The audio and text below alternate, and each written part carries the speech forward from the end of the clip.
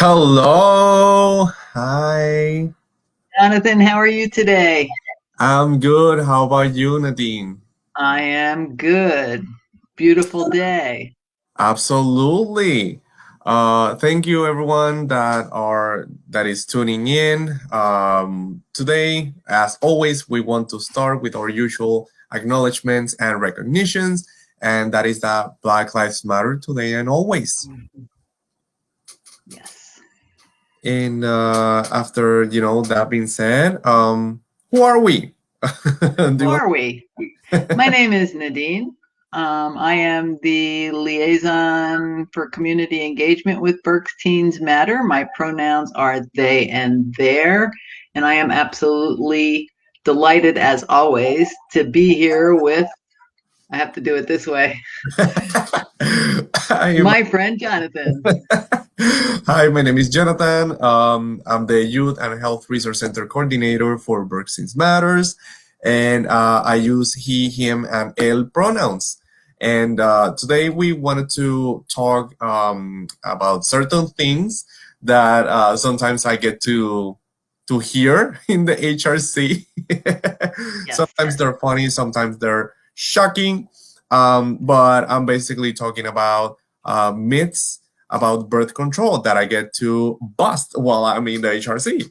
And I'm pretty sure that Nadine has also had this experience of hearing certain things that sometimes come up, and it's like, what? Yes. Yes. And we've selected some of the more mundane but consistent ones, the ones that you hear a lot and that really bear, I think, repeating because they do really trip people up. And they're not like the really out there kind of myths, but they're the ones that you would really legitimately, not know if you don't know. Exactly. And since Jonathan is back in the HRC, I'm delighted with any time that I get to spend with Jonathan these days. Oh my God, same. Sometimes that always gets very long. Oh, and remember the HRC is in the Reading High School in the nursing aisle. That will be room 138, and my door is door number 5.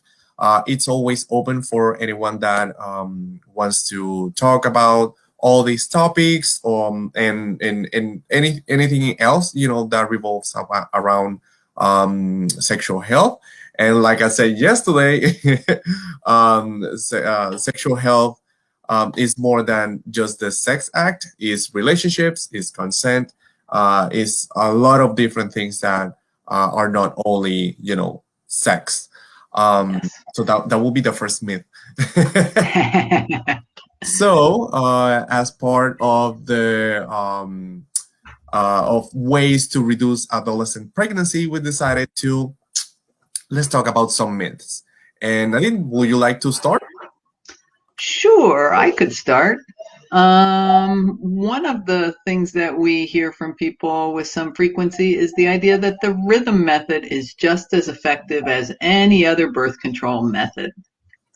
The rhythm method, for people who might not be familiar with that term, is known as what's a fertility awareness method. Because to be effective, the rhythm method with the rhythm method, a person with a uterus really needs to have a regular menstrual cycle and pay very, very, very close attention to their body, particularly any kinds of changes in their period, their cervical mucus, or their body temperature. And I have to say, we've all been learning to pay close attention to our body temperature during COVID, but those other things, to add all that together and pay really focused close attention to that, even when you're vigilant about all of those things, which can be difficult to be doing that on a daily basis, even when you would be vigilant about all those factors, and remember that you also really do have to have a regular menstrual cycle for this to work. All those things together, the effectiveness of this method is still ranges between 76 and 88%. And so that basically means that best case scenario, there's still a 24% chance of becoming pregnant if you use this method alone. Yeah. So it's not as effective as some of the other birth control methods we'll be talking about today. And of course, I always like to say, really, with every birth control methods, not that everyone does not that anyone or everyone needs a partner to use birth control. But if a person has a partner and they're using, for example, the fertility awareness method, it's good to involve the partner, or just the partner to become involved if that's something that the person consents to, because this is for everyone, right? This is not for just that individual. This is for the relationship, if they are in a relationship. And if it's not, then it's never a bad thing to learn a little bit more about the different methods. Yep. Another thing that I've heard, for example, is people that had sex without condoms or without any sort of protection, and they didn't get pregnant, so they don't need birth control. And so many people come to HRC saying the same thing. And yes, it's possible to have unprotected sex and not get pregnant, if a person has the capacity to do so. But this is not the general rule, and it's not gonna be the same every single time. Many factors could come into play in this. For example, the time that a person was in their menstrual cycle, the level of hormones in their body during that time, stress, and sometimes it's just luck. Remember that next time it could be that time where that sperm and that egg came together because the luck wasn't there, or the protections or the prevention methods weren't there. And it's also not taking into consideration even that, even if a person didn't get pregnant, and for example they either that person or their partner have multiple partners, there's also the possibility of a sexually transmitted disease.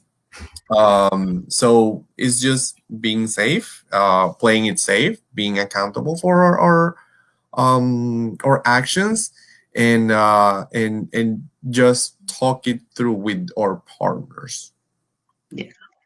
Yeah, there's two people involved, or at least two people involved, and so it's good to have that communication, right? That's part of a healthy relationship.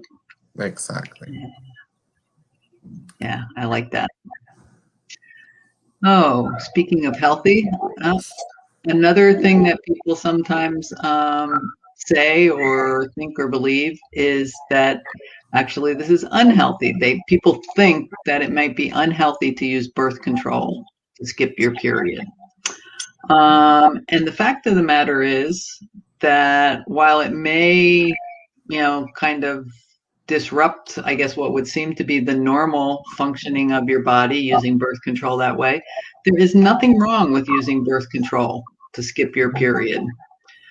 There are some people who like to experience their period from time to time just to ensure themselves that their fertility cycle is still functioning normally. But it's really a personal decision, and you can use hormonal birth control to safely skip your period for long periods of time, even if you're not sexually active. And so there are some people who make that personal choice, that there's various reasons why their period may be difficult, interfering with their life, their quality of life in a variety of different ways, and we'll get to that maybe later. But it's really a personal choice, and it's a perfectly okay personal choice. Yeah. And there hasn't been long-term research that conclude that is harmful for the body. Right. A lot of people get to, it's so strange, just with that it becomes our decision to skip a period. It's like, what? But can that be done? And if not, am I gonna be bloated and I'm gonna be what was the word that we used before? It wasn't backed up. It was Now I'm not clogged. remembering. Clogged. Yeah, clogged. Clogged. You Clogged. know, is my uterus gonna get Your clogged? uterus is not going to get clogged. No, absolutely not, because how the hormones work is that they won't allow the endometrium to get as thick as it usually do, and which, of course, when fertilization doesn't occur, or an implantation, then it sheds to start over. So basically, it won't be doing that. So it's gonna get in the same, basically in the same level. So there's no need to shed that much. Correct. But yeah, there's nothing wrong to skipping the period. And a lot of females out there, or a lot of people who have uteruses out there, might be very happy to hear that. Exactly. Another one is that people have heard that they of people that have gone pregnant while using birth control, and all bodies are different because their only birth control method that is 100% effective against pregnancy and STDs is not having sex at all, like abstinence, not using dual protection, gaining or losing weight. Certain medications, like for example antibiotics, can come into contact with birth control, and changes in diet are all factors that could come to play in preventing pregnancy. Some people have become pregnant while using birth control, but this is not the rule. Again, the way birth control methods work for one person won't be exactly the same for another person. And of course, everyone changes as they get older. A lot of people, they will say, "Oh, I was using the IUD after my second child," and that's something that it can be done. But for some people, there are changes in the body, so that might not be Mm-hmm. as effective. But that doesn't mean that the method is not going to be effective for other folks. It's Right. Everyone is different. So take that into consideration. And that, again, all the birth control methods could be 99.9, 99.7, 88% like the fertility awareness method. So everything is different. Everything has a different effective rate. So there's a lot of things that can come into play. Exactly. Exactly. All those things you want to consider when you're making your choices about what type of birth control to use or not use. Mm-hmm. And speaking of types of birth control to use and not use, condoms.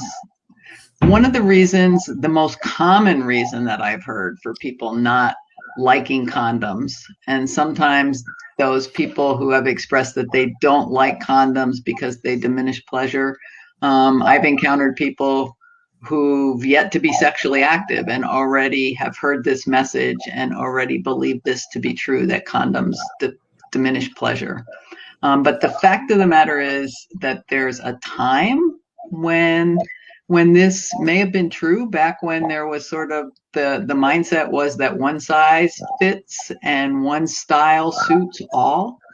There was a time when that was the norm, and there was a time when really there were only one or two types of condoms on the market. But as with so many other products in the 21st century, condoms are available today in a wide variety of brands and sizes and textures and materials and flavors. There's internal condoms, there's external condoms, and many of these styles are specifically designed actually to enhance pleasure.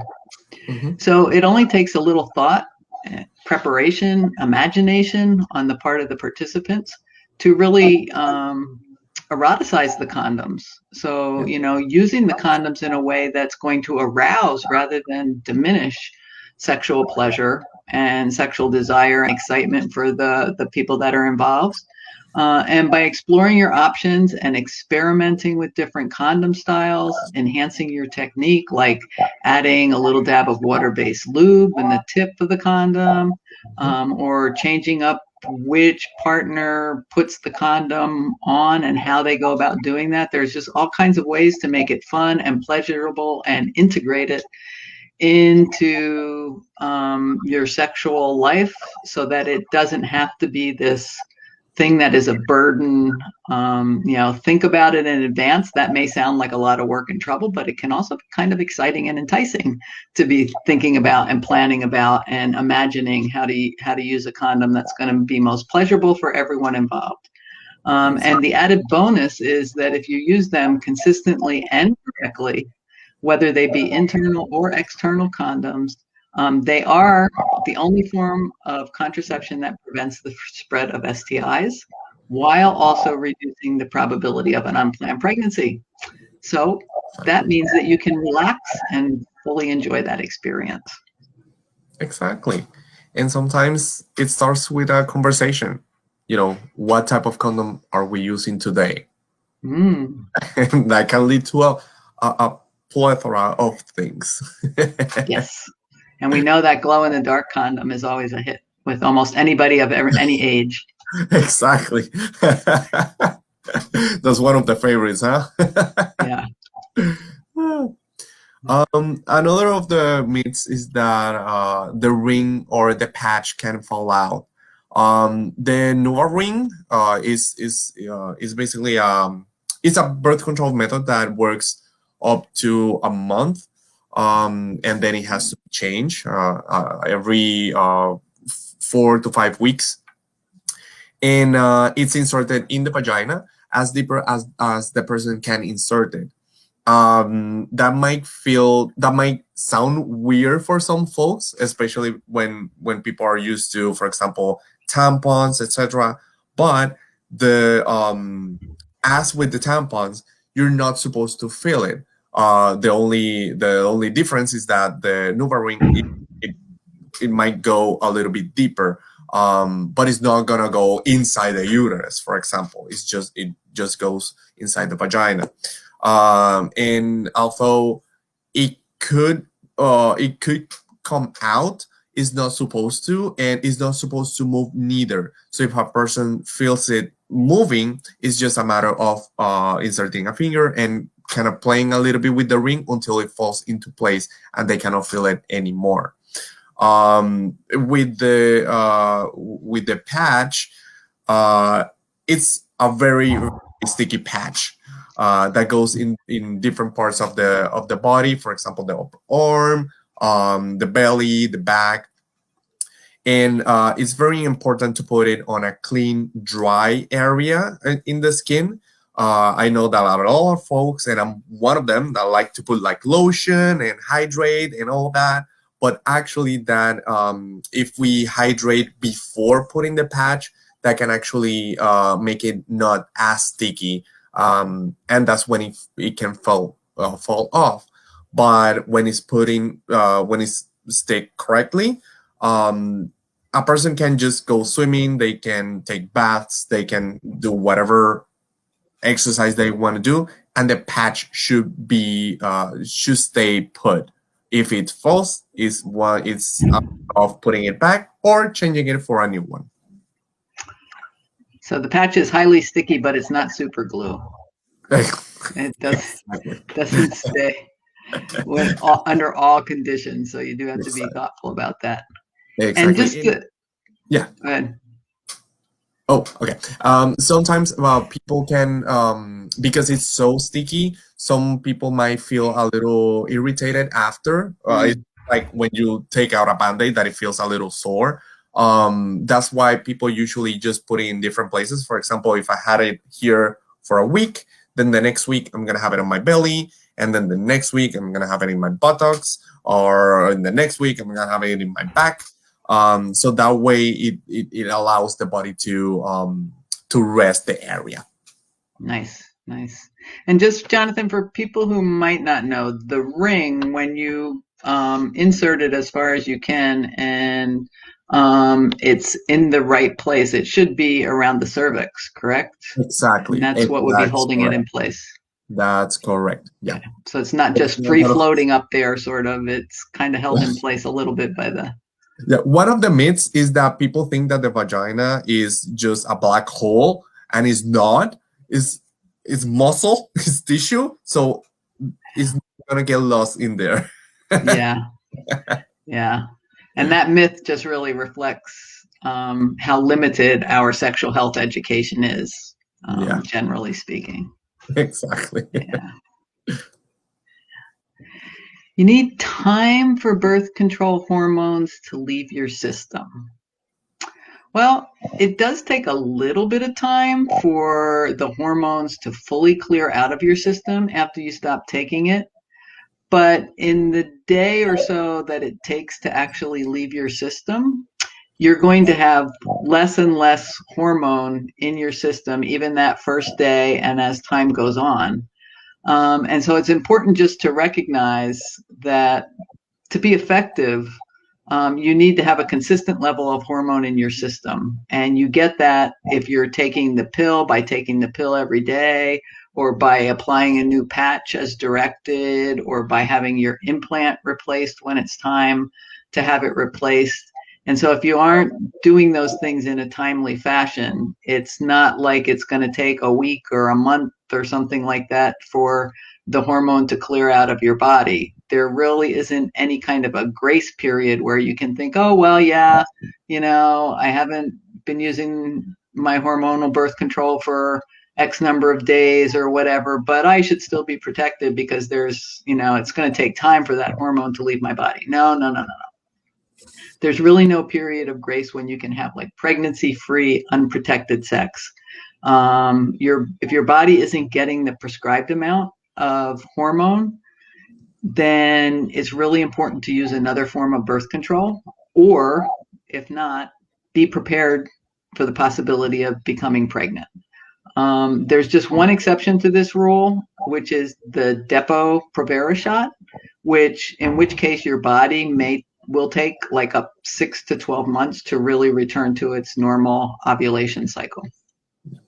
And that's the birth control method that a person can get every 3 months, or they should get every 3 months once they are on it. Another rumors or things that people can spread around is that IUDs, or the intrauterine devices, can tear through the lining of the uterus. There's a lot of stories online, and although it's possible, it's very much not likely and not very common. Every About 1 in every 1,000 IUD cases, um, happen, about the perforation of the uterus. But most perforations occur at the time of the insertion and doesn't cause any lasting harm. And we put it like this, and it's not that it's a myth, but it's not something that is as common as people will like it, will want it to be. And so it's highly unlikely. And like you mentioned, most of them occur at the time of insertion, if it does Mhm. happen. Exactly. And that doesn't cause any lasting harm. No, Your no. body heals and recovers. Exactly, and especially because there's a doctor or a nurse doing the insertion, so they will know if something happened, and they will instruct the person on the next steps. So everyone will be safe. That's what we like, safe.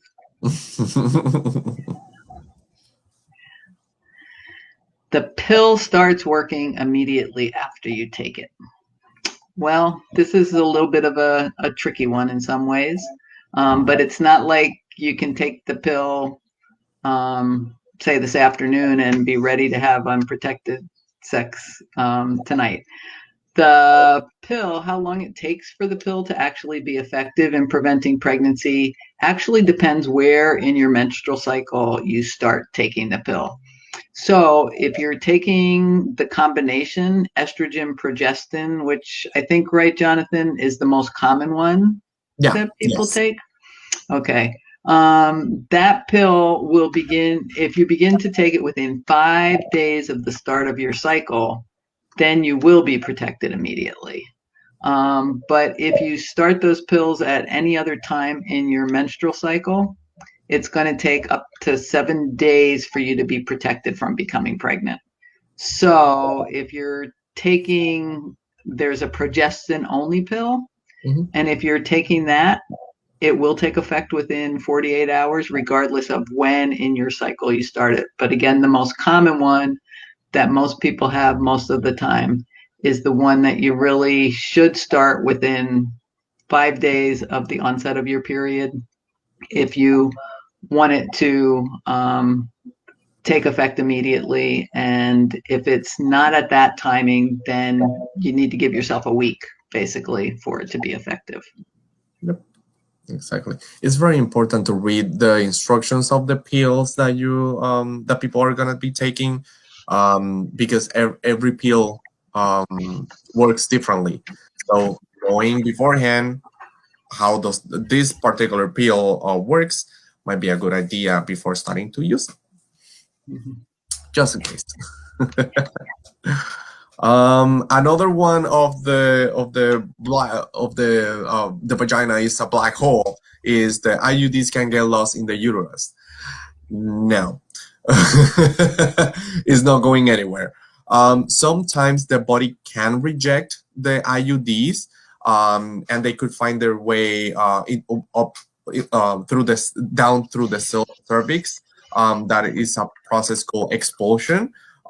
It's annoying, but it's not particularly dangerous. It's just that the IUD or the body is exposing the IUD. It occurs in about 2 to 10% of the users, and it's as simple as contacting the healthcare provider for reinsertion or using another birth control method. It's important to note that if this happens, is not recommended, and our user should never attempt to reinsert the device themselves because it could be dangerous and it could lead to injuries. So it's just a matter of calling your healthcare provider. Hey, this happened. What are the next steps? They probably will ask you to come into the office, and you will tell them whatever you want to do next. Yeah, that idea of reinserting it yourself sounds kind of scary to me. Hey, people tend to do it with the braces. Oh, Oh, sounds... my braces came off. I'm gonna attempt to put them again. To solder it back in place. Yeah, and in every dentist office and in any orthodontist office, they have a chart. These are the things that you don't do. Yeah. Yeah, they should have that chart for IUD then, because that idea of trying to reinsert yourself, not good, not good, not good. Wow. That makes me a little uncomfortable just standing here. So some people believe that there are no benefits to birth control if you're not sexually active. But there are actually practical reasons that somebody may want to, or actually even be medically advised to use hormonal birth control, that have nothing to do whatsoever with wanting to be sexually active. And I know sometimes that can be a challenge between parents and young people as well. If a young person feels like there would be some benefit to birth control, and sometimes parents think if a young person wants birth control, it's all about wanting to be sexually active. Sometimes, just as we mentioned earlier, sometimes wanting to get onto birth control can be related to not wanting to have your period, not wanting to experience that on a regular basis. But there are a lot of other things and reasons why people might need or want to be on birth control. So they can include things like regulating your menstrual cycle, reducing the painful cramps that some people have during their period, reducing the risk of uterine cancer or ovarian cysts, reducing PMS, reducing something known as PMDD, which is a very severe form of PMS, that is very, very difficult to treat. And one way to treat it is with hormonal birth control.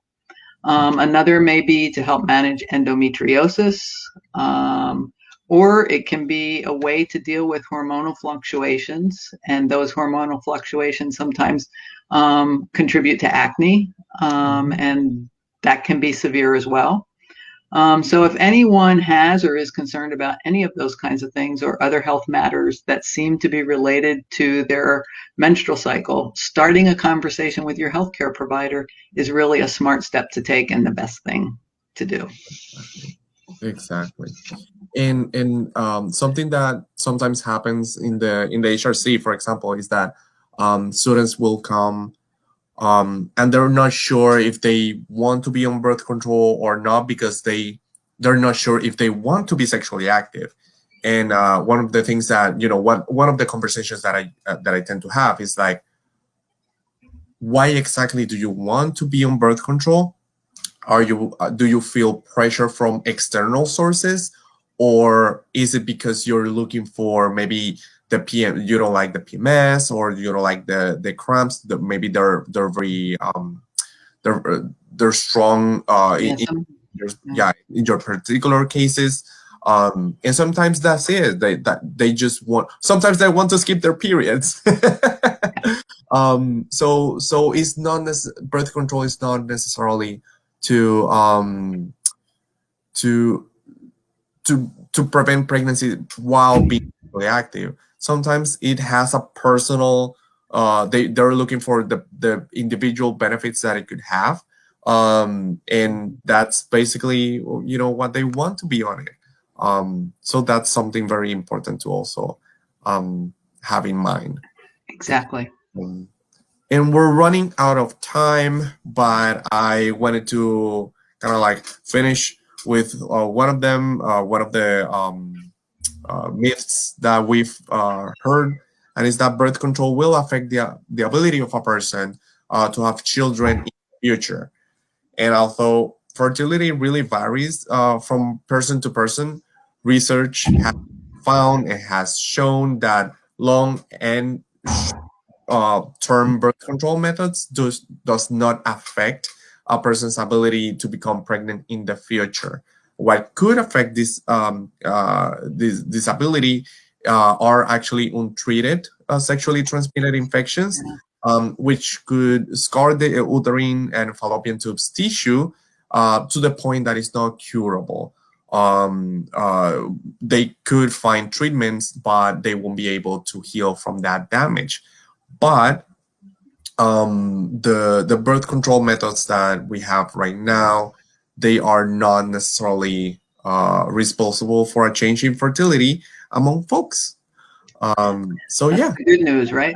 that's the amazing good news. And remember, the birth control in all their methods, we've come a long, long way. Oh, yeah. And as we have come a long way, we have also sometimes brought the things that we've learned or we've experienced in the past. For example, when the birth control pill was first introduced, the all hormones that they used to have were so much higher than they were supposed to. There were thousands of milligrams more than a person needed. Actually, a person can just need from 50 to 100 and something milligrams of hormones in one pill, sometimes less. So we have come a long, long way. Also with the IUDs, some of the things that people have heard from the IUDs comes from the very first ones. That used to have a lot of other problems, and that are things that kind of have stayed in our culture. So it's great that people that they have a personal opinion, but also that they do their own research, and at the end that they take the option that works best for them. Right. So, And there's no one size fits all. Everybody's needs and circumstances are different. And like you say, a lot of times these myths, they come from historic things that have evolved, things that in the past, yes, were problematic, but as we've advanced and evolved in our understanding, things are much safer than they were, say, 50 years ago or anything beyond that. Or even Or 30 years ago, 20 years ago. 15 years ago. Yeah. um, so yeah, let's keep learning and informing ourselves. And if it's something that you will like, let's use birth control. Yep. And you can always talk to Johnathan in the Health Resource Center if you're 13 to 19 years of age. Exactly. And if you are not a Reading High School student, you can also contact us so we can schedule a meeting online. So let's do that. Let's do it. Bye. Take care. Bye-bye.